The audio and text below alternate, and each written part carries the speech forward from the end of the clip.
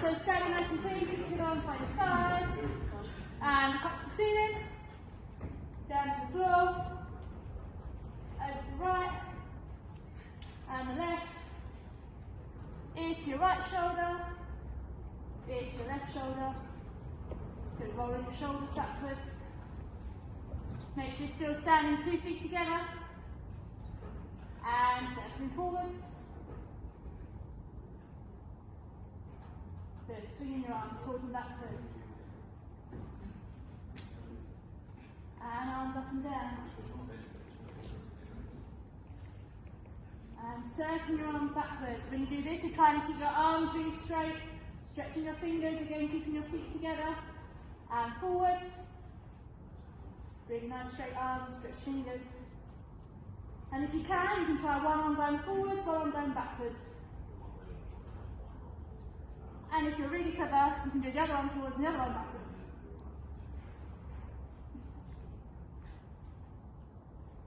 Good, okay, give the wrist a shake.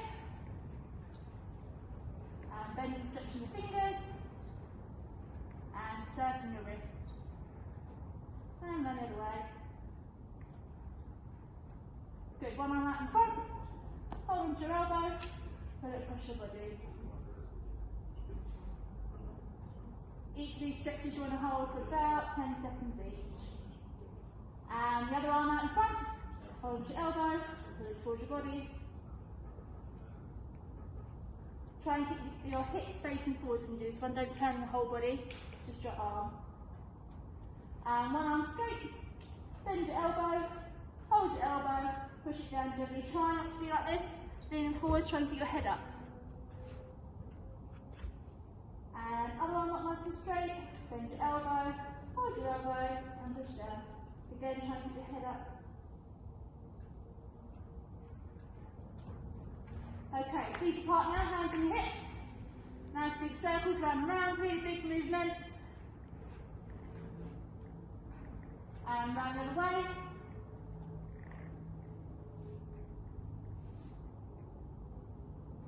Good, one arm up really tall, right next to your ear, other hand on the hip, and reaching over to the side. When you do this, you want to keep your body in a straight line. So you want to make sure you're not leaning forwards, you're not leaning backwards, everything's nice and straight. And other arm up really tall. We always want to have nice straight arms, stretch fingers, and over to the sides. And both arms out here, twisting side to side.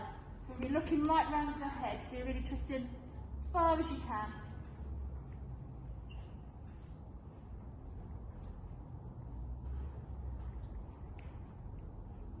Good, okay, hands on your hips, and bending and straightening.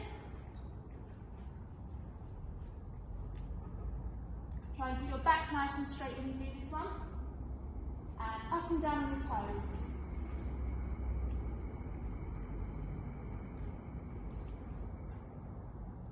Feet a little bit wider apart, and now you're going to be bending from side to side. You want to make sure that your knee never goes over your toe. You always want to have your foot the furthest thing away.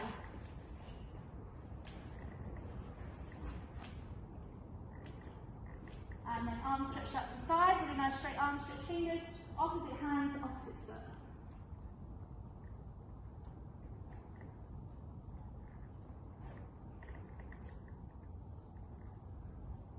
Good, okay, feet together now, stretching up really tall, and then reach down as far as you can, try and touch your toes. If you can touch your toes, then try and hold on to your ankles and pull your nose towards your knees. I'm too old for that one.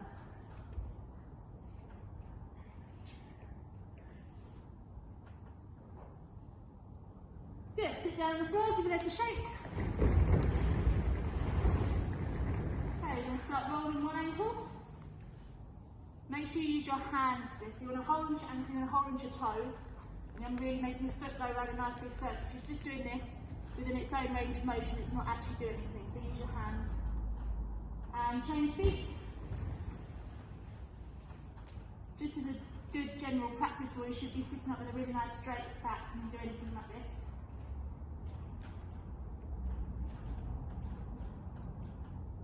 And both legs out in front of you, again sitting up with a nice straight back and pointing and flexing your toes.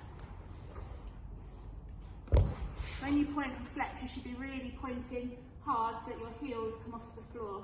When you flex again, your heels should be coming off the floor, still with a straight back. This is cheating. Straight back, really pointing and flexing hard so that your heels don't touch the floor.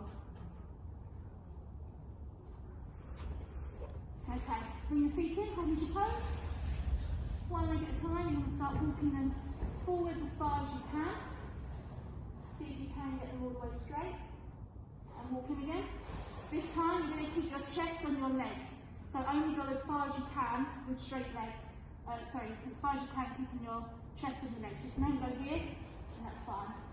But keep your chest on your legs and go as far as you can get with your chest touching.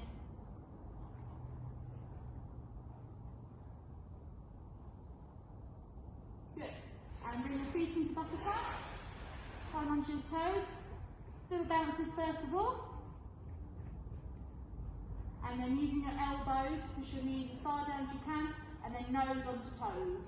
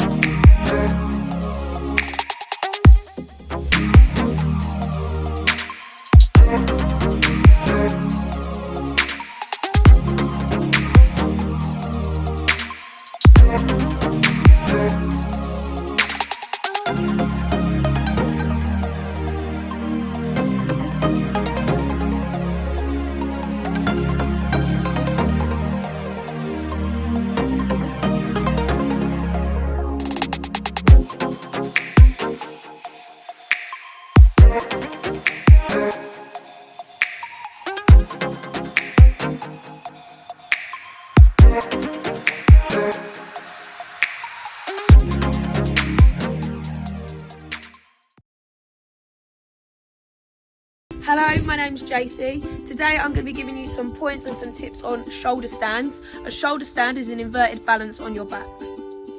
This is what a shoulder stand with your hands supported looks like. Your legs nice and straight, toes pointed up to the ceiling, chin on chest. And this is not what a shoulder stand with your hands supported should look like. Your toes shouldn't be pointing over your head, you shouldn't have bent knees or flexed toes, and your hips shouldn't be sinking down to the floor.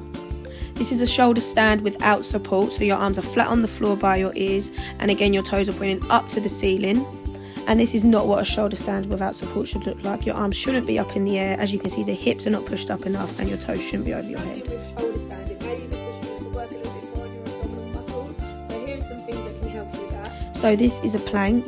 This is really good for working your abs. You can do plank challenges at home with people you're with. Dish and arch are really good ab burners as well. Make sure your arms by your ears and your legs are squeezed together.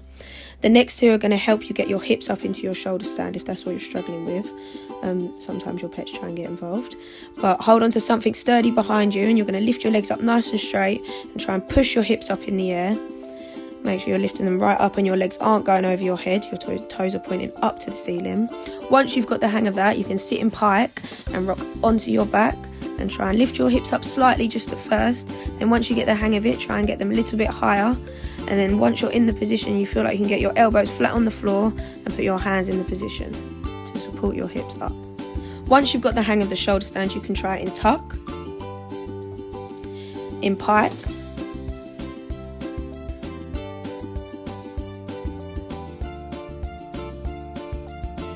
and in straddle.